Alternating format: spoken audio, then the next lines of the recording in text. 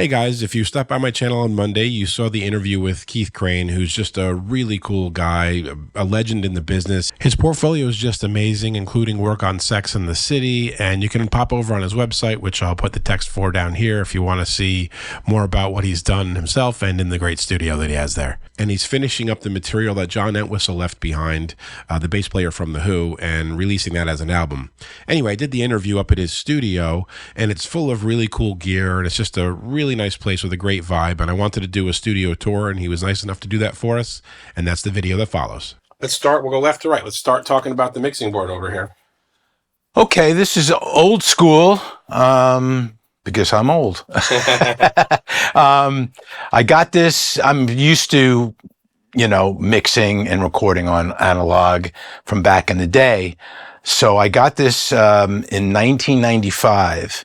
And it stayed with me ever since. I got it when it was brand new, and it's I still use it for tracking, but not as much as I used to.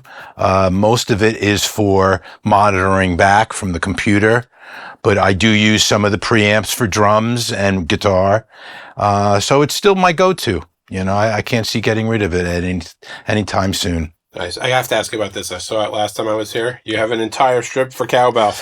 That was somebody came in here and decided to bust my chops. It makes me very excited. You have to have more cowbell. Yeah, more cowbell, And the funny thing is, I know the guys from Blue Oyster Cult. Yeah. And it's not that much cowbell on that song. It's really not that hot in the mix. Yeah. But okay, so how about let's talk about this little piece over here with all these bazillion wires coming out.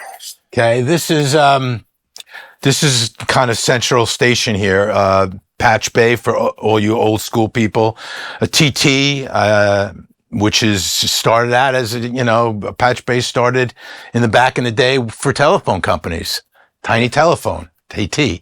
And so, it basically allows me to patch anything and everything into the system. Including tie lines from all the other rooms. So if I got amps coming in here, I can then send amps anywhere I want in the studio. So it's not only just for equipment.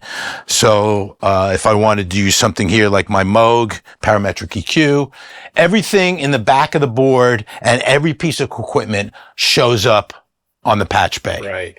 So it allows me, instead of in the old days, climbing on behind your equipment, it just allows me to, everything's got an in, everything's got an out. Yeah, convenience. And it just allows you to patch. Talk about the Avalon here. These are my secret weapons. These are my Avalon DI / preamps, the U5s. And I saw, I think when I saw Jeff Beck, his bass player at the time, was using one. And I questioned it, and everybody says that's the go-to for the bass DIs. So I got one, fell in love with it, and I got a second one for guitar. So I got one because I always split my guitar signals. I go direct, so I can put in any plug-in on it or reamp it, and then I have it go through to an amp. So always split signal. So I have two of those, and I love them. Nice. Let's go down here, talk about what's on here. Okay. Like I just mentioned, my vintage Moog parametric EQ, and it's just tremendous for bass and kick drum. I use it a lot on bass. And sometimes I will just keep it flat and just have it go through the circuitry. What are you using the blue for here? The blue is just an extra preamp. A lot of times I'll use it. I got it coming up on the Patch Bay. A lot of times I'll use it in this room. If somebody records vocals or guitar, it's a tube preamp. And I use it in this room frequently. I have it patched up specifically in the control room. What are we looking at over here? And over here, actually, this should be my SPX 90, but it's being repaired. My old Yamaha SPX 90. I love it for guitar. Here, a modest price Lexicon, which primarily I use just for headphone verb and effects. Right. I don't usually print with it. Then a vintage SDE 1000 Roland, which is still very popular with guitar. ART 1500, which is basically MXR. Right. It's the same company. Here we got Symmetrics compressor, 501 compressor, which is wonderful for bass. And then a go-to DBX 160X, which is a great all-around. I love it on vocals. All right, before we get to the computer side of it, let's look at the little rack to the right here behind the P bass, which we'll talk about. Okay. This is basically my main preamp section. The top, well, obviously the Furman. The top piece is a Rupert Neve 2-channel 9098. Was from the console, the Rupert Neve console that Amek and Rupert did together. And these are 2 channels. I typically use them on my overheads for the drums. Got 2 Neumanns going into here. The next box is a Vintech Audio, which is a 1073s, a Neve 1073s clones. But from what I understand, when they do shootouts, they say the Vintech is like the closest to the original. So I was convinced to get it. So it's 2 channels. Usually I put my kick here. This one floats around. Sometimes I'll put snare drum. Sometimes I'll put vocal. But the second channel is usually just a floater. Then my API 3124, which is 312 modules, fantastic on drums. So I usually put, right now I have it as channel 1 is snare, rack tom 1, rack tom 2, rack tom 3. Floor toms are in the Ghost console coming out, so I have things spread out. Then I have this wonderful Focusrite 430 producer pack. It has a lot of emulations. It could sound, it's got different switchable modes, which it could sound closer to a Neve. Very British sounding. It's a channel strip. So it's got compressors, EQ. I predominantly use it just as a preamp. Fantastic for vocals. So I use this a lot on vocals, especially male vocals. Then below this is the standard you see all the time, Avalon 737 channel strip. This one I use a lot on vocals also, and sometimes on acoustic guitar. And I do use a little bit of the compression on it. I do like it. It's very soft and very, it's not a very obvious compressor. So that's that. That's the preamp section.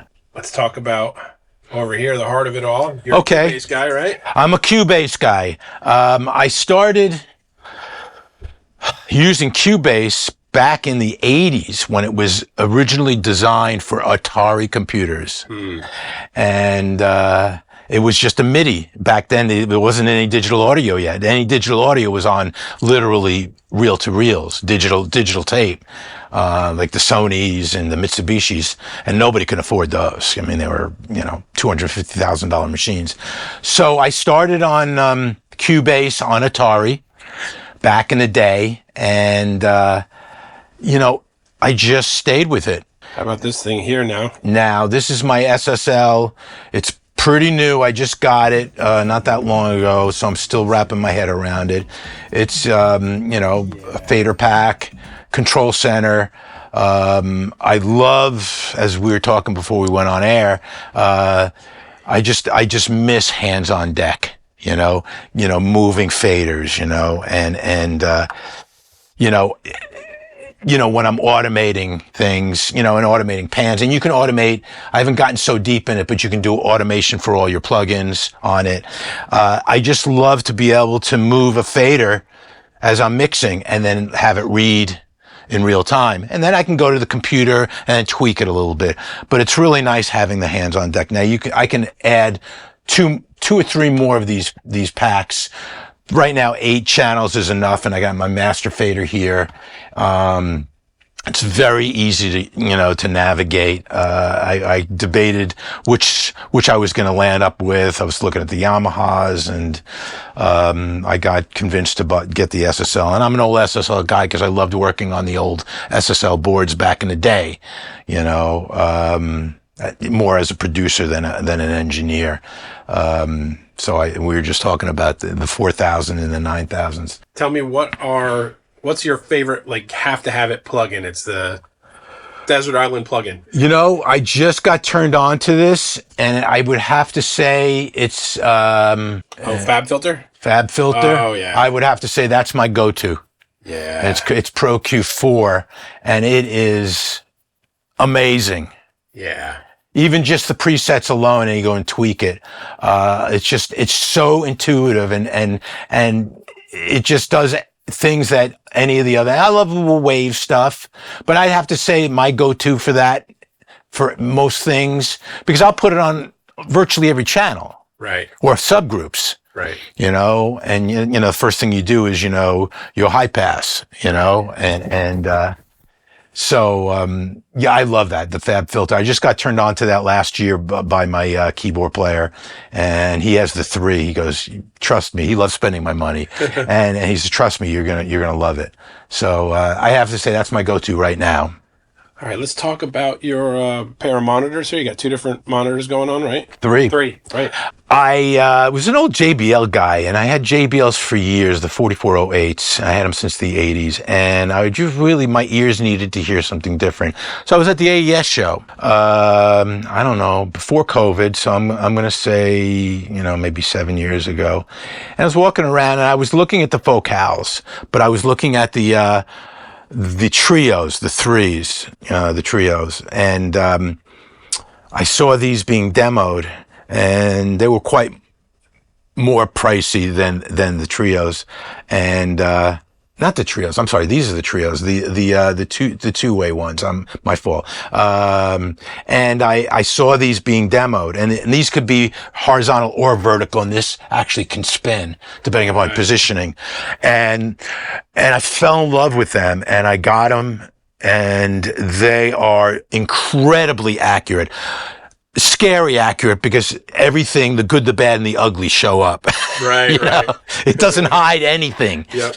And the great thing, and I don't know why more speaker companies don't do this, but I have a switch where you put them in parallel, and you can actually switch it if you look, and it goes from 3-way to 2-way. It's got a built-in crossover, and it's great because it makes it really easy, a great way to check your mixes without having a million pair of monitors. Right. And so it goes from, you know, and it's got tremendous low end and really clean low end. And people have asked me, do you use a sub? I said, I don't really need one. Yeah. And this room is it's a tuned room, so it's very accurate.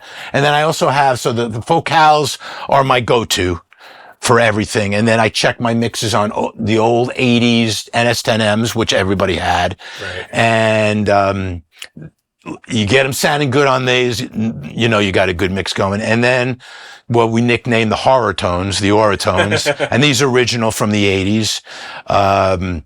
I had them, new speakers put in, and they actually really, I got them originally when I was doing, you know, a lot of TV commercials, and I needed to check mono. Right. Back in the day, everything was a mono. I used to put one right in the middle.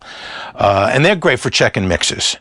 So, and So really, when you do multiple speakers like that, this is for people who are newer to this, it's about translating. They call it translating. Yes. Having a mix sound good no matter where you play it, and you need more than one set of monitors to really get that right. Yeah, and some people bring in boom boxes, check it on a boom box. Yeah. I still go to, believe it or not.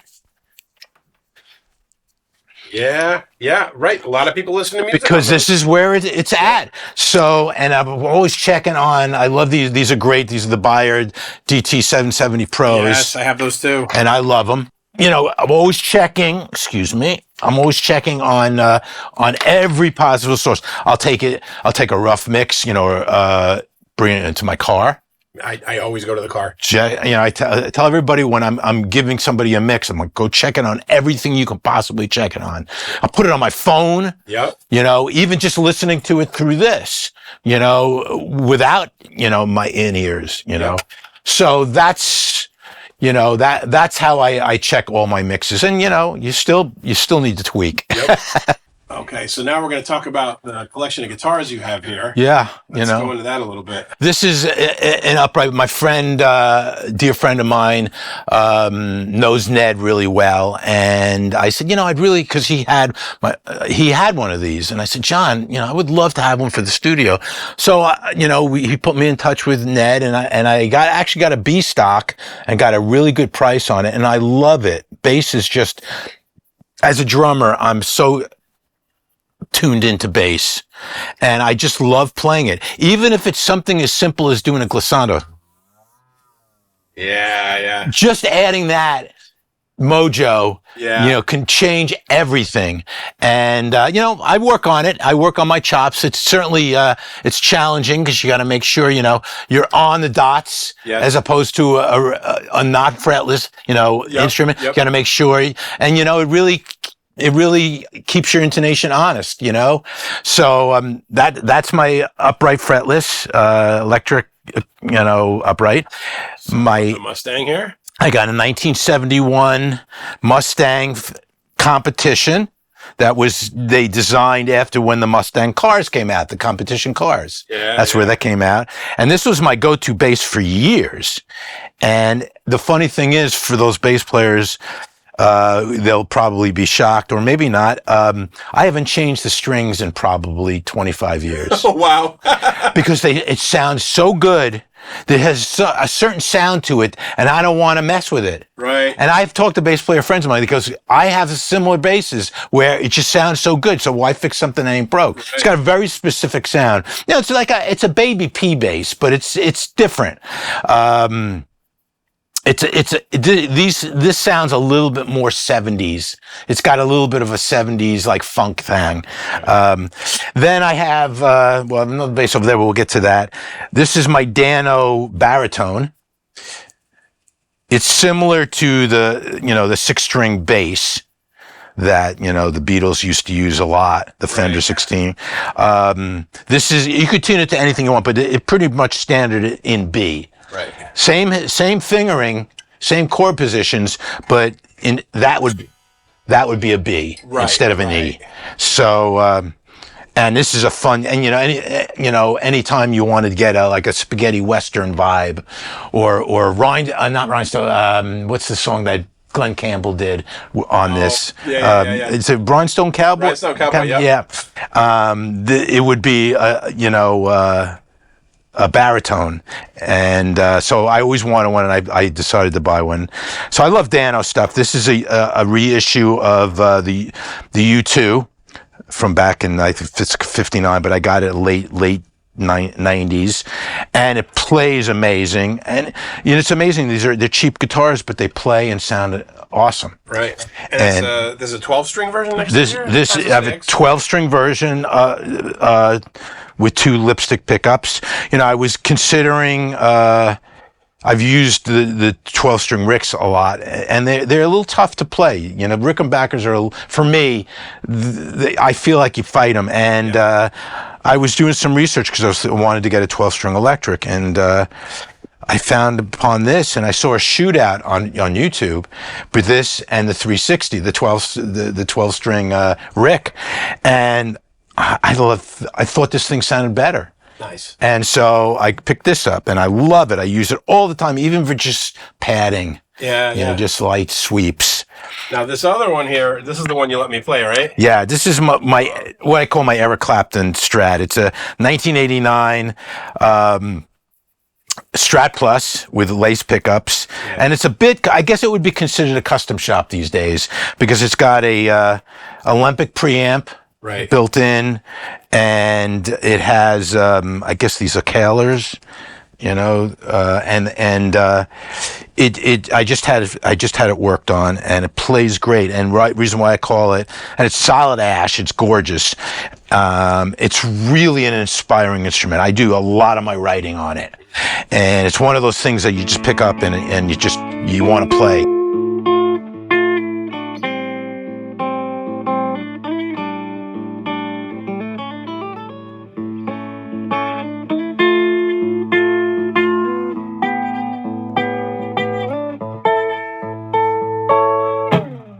The reason why I call it my Eric Clapton Strat is that my friend who I bought it from is very close to Sting and Clapton camp, and when he got this, he brought it to the Meadowlands when Clapton was playing, and I think Sting was there also. I don't know if it was a Sting show or if it was a Clapton show, but one of them were guesting. I think it was a Clapton show, and he played it. He played it that day.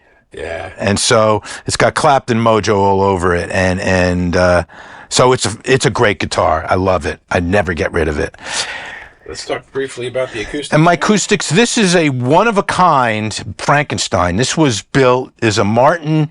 It was originally, I do this because the room resonates, so you want to make sure that it's not going to drive you nuts. So it's a thin body. It's been beat up. It actually got damaged from water, but I had it repaired. And it's also one of those guitars that the same friend I got this from, I bought that from, he gave me this as a gift when he moved, and because whenever I'd go to his house, I'd always pick this up, and it was one of those things I'm like, oh man, I love this cool guitar. You got it. And I know that feeling. It was a steel string, and what would happen after it got damaged with water, it could no longer be any setup anymore, and it's a non-production guitar. It was basically made at the factory. You know, they sliced it down, and because John, my friend John, said, you know, I'd love to have a guitar like this, and they did it for him. So it's there's no serial number, there's no price on it. Right. And what happened was it was starting to become very difficult to play. The bridge was coming up, so my luthier said, well, why don't we make it into a nylon string? It's going to be a lot easier to play. Right. So he did, and I love it. So That's cool.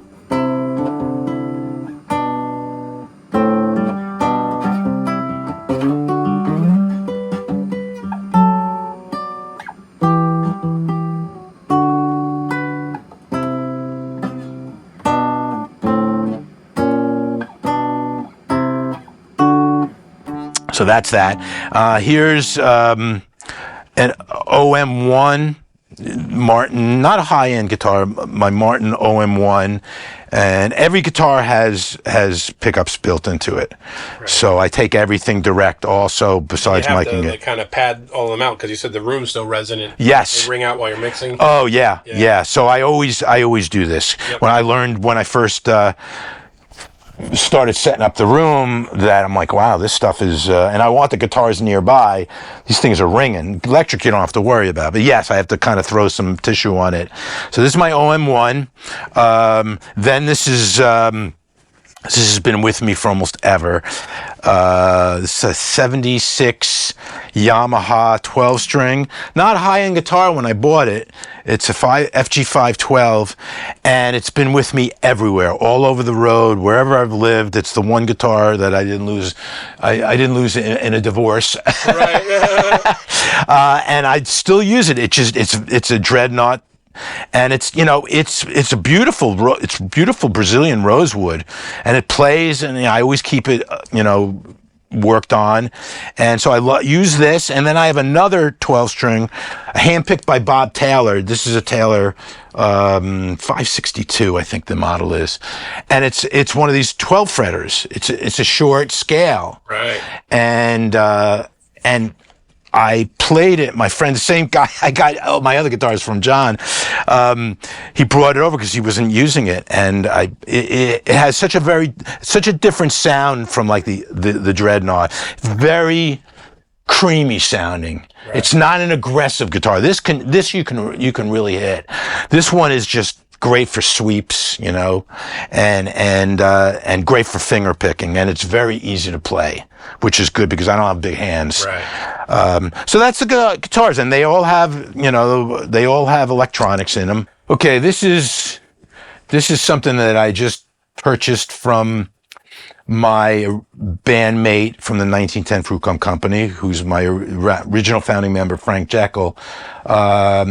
He was looking to sell some of his gear, and he had a original 1961 Fender Precision, and it is just an amazing instrument. It plays fantastic, and it's all original. Obviously, it's been stripped. I'm guessing it was probably a sunburst, but all original electronics, is nothing done to it. So, and it's my go-to bass. I mean, it's the sound, right? It is the sound. Yeah. Now, let's talk about the one we have in common. Yes, the Variax. The Variax. The Line 6 Variax. I have a whole review of one of these, and I was excited to see that you had one too, that I'm not the only digital head. Yes, and I had the previous model, which I did not like because it played terrible. Same electronics, Right. all the same modeling, but it was one of the first that came out, and they really didn't put a lot of time into the actual guitar. Right. The electronics and the modeling were, groundbreaking. How often do you use this? Quite often.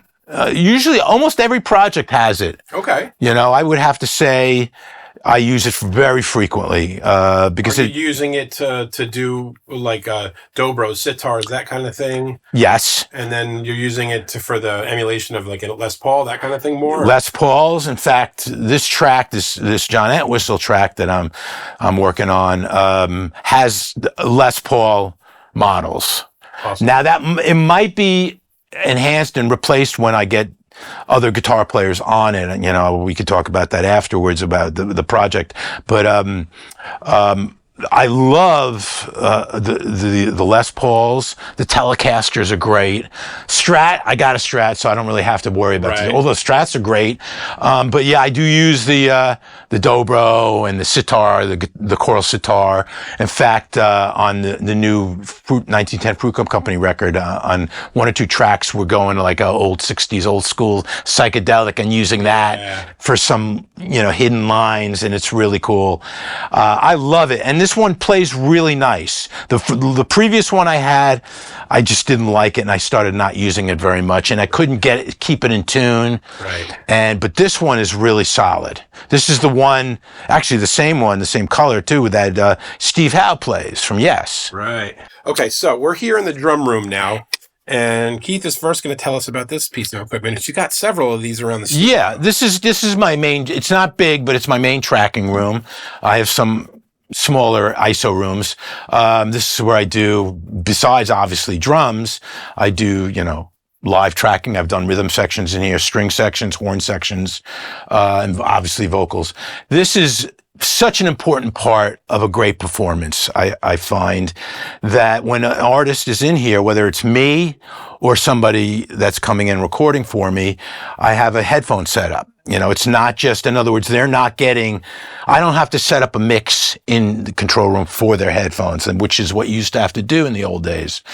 Here, this actually is tapped into Cubase, and it allows us to, it's called Here Technologies. That's the company. There's a bunch of companies out there.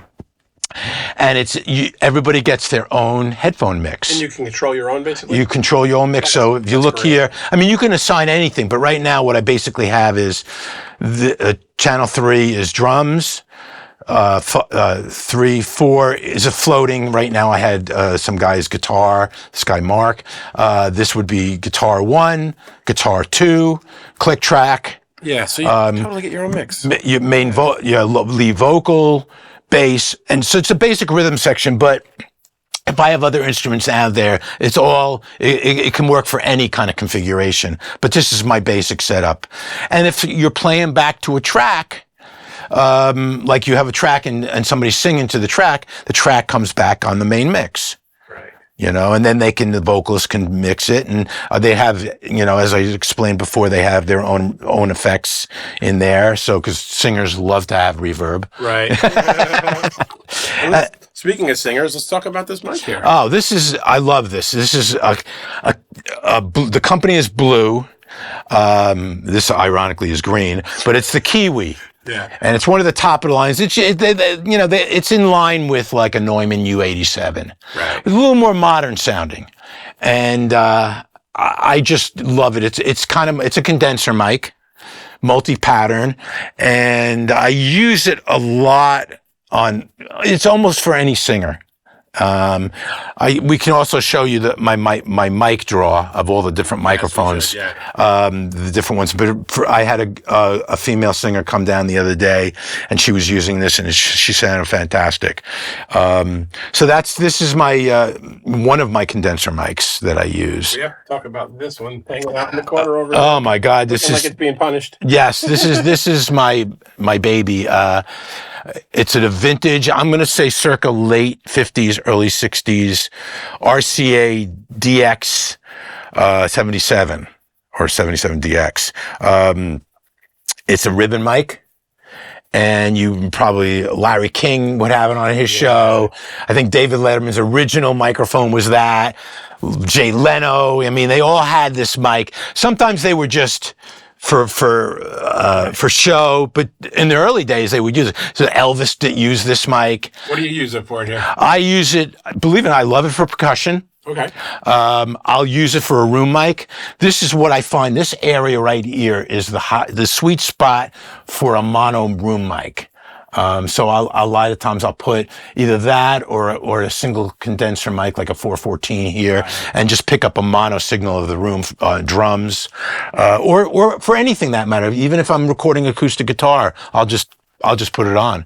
And so that I use for a number. I use it for sax. Right. If I'm going for a vintage sax thing, I use it for that. You just have to be careful with ribbons because they're fragile. Right. You know, you can't put it, you could put it for a kick drum, but you got to pull it out, because the SP, the level will blow it out. Let's talk about that. Let's talk about the mics on the drums, how you've got that configured. Okay. Well, this has been a work in progress for years. I mean, the studio was built the day I closed on the house, it was starting to be built.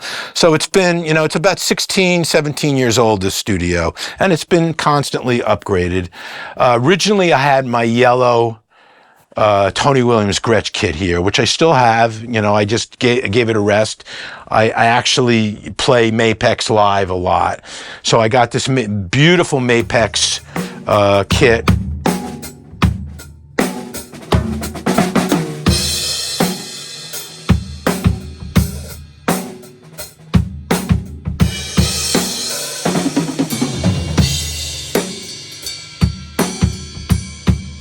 They are amazing sounding drums. And like I said, I use the same kit, a green version of these for touring.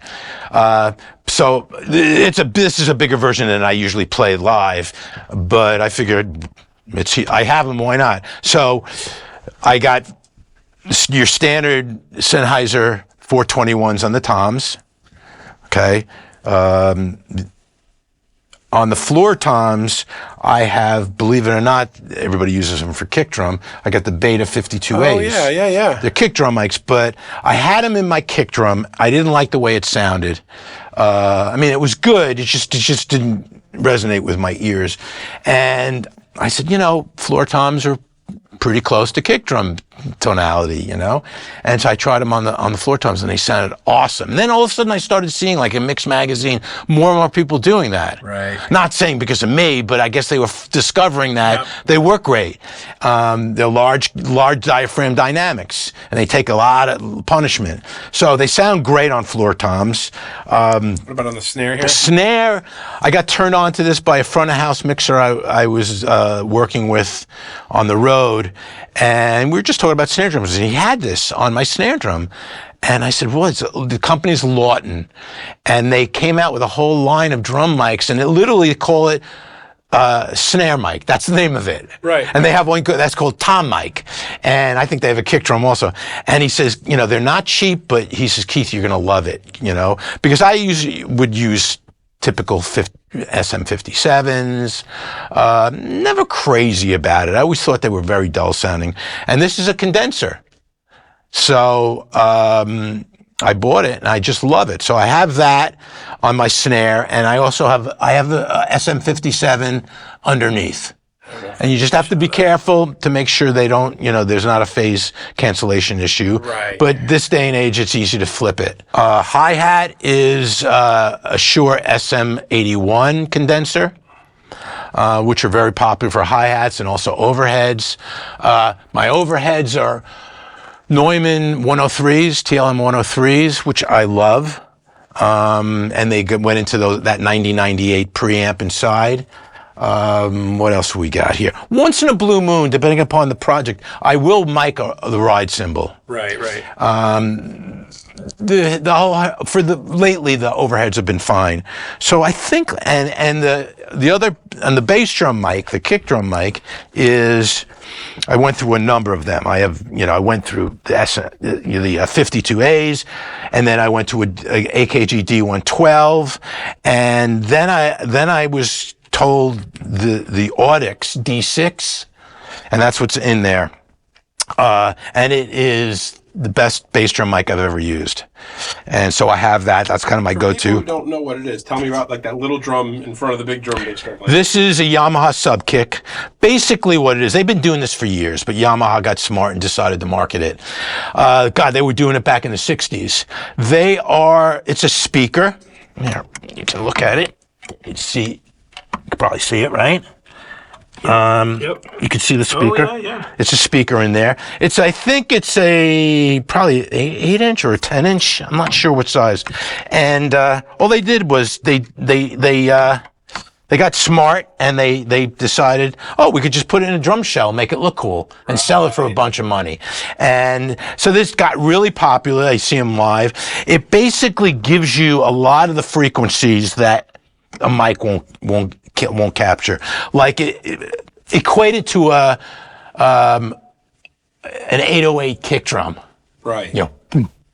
Not a lot of attack, but a lot of that sub 40 and 60, hertz. And so how was that? How are you capturing that in the recording?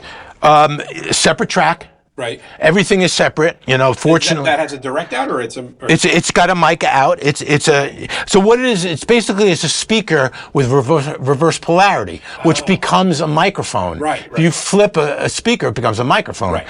And that's what they did. I had one of these. I had my old JBL speaker. I had an extra speaker that I had my tech rewire, and we were using it for years until the speaker, it finally blew up. And it's great. And so, it's a reverse polarity speaker, which becomes a mic. Gotcha. And I take it separately. I have probably altogether about 14 mics on the kit, including the room mics. So these are small condenser mics. These are, believe it or not, a company called Toa. And they were inexpensive mics, and I kind of adopted it from a friend of mine, or inherited it, and I decided to try him. He was using them for overheads, and he loved them, and I said, well, let me try them for room mics. So it took me a while to find the sweet spots of the room, and that's why they kind of stay stationary. Trial and error. And then I have one here, and sometimes I flip them and turn them around and get it off the back wall. Right. So these are my condensers. So altogether, there's 14 mics on the drum kit, and that's not including if we do a mono over here. Okay, this is my amp room. It's not the only place where I have amps, but this is the main room, and I've been getting into vintage amp pegs lately. So these are all from the 60s, mid 60s. It's an Ampeg M15. It's a 15-inch cabinet, all tube, and they're very simple. And this happens to be great I do a lot of clean guitar on this. I love it. So that's an Ampeg M15. Down here, that's a Jet, a J12, which they were very popular, 12-inch speaker, and very simple. Again, I like simple. I don't like to go too deep diving. And that's another one of those. It's a vintage Shure mic, dynamic that I put on there. No, it's a Shure. I'm sorry. It's it's a Shure. So that's my Jet 12. It really breaks up nice. Mm-hmm. So I'll crank it up. When I got from the same guy I got the P bass from. I also got a classic. Any bass player will know those are the combinations. The Portaflex, the flip top, where they flip into the cabinet. It's a B18. That's an 18-inch speaker. I also have a satellite 15-inch speaker for it in another room, and that's the B18. flip top, and it's just, and I have the D112, the kick drum mic on it, and I mic the amp, so when I'm splitting the signal, it's going into here, but I can also access, like we talked about, through the patching. I can patch from here into my utility room, which is on the other side of that door, that has a custom-made amp box that's soundproofed, that I can put another, because if I'm doing multiple amp miking, if I have a big band in here, I can, if I'm doing 3 or 4 guitar tracks, I can have amps in that room, amps in here, and amps in there. Yeah. So and every guitar you record, do you also run a DI? I always run DIs, always, even if I don't use it. Right. So good to have it. You know, I run them through that Avalon. Yep. And if I don't have, I also have your standard Countryman DIs. You know, so I have a bunch of DIs, even if I don't have the Avalon working. So that, and I have here is one more amp. This is a modded Epiphone Valve Junior, and with an old vintage Octava Russian mic. It's a dynamic mic, and this thing, like you can see, I have it halfway up, and it'll blow your hair right out. You know, I mean, it's like, it's one of those things that it crunches really nicely. And I have the Fender DeVille, which I like because it likes pedals really nicely. So if somebody comes in and wants to put a pedal board in front of it, it really likes that. So and it's loud as hell. So those are my amps.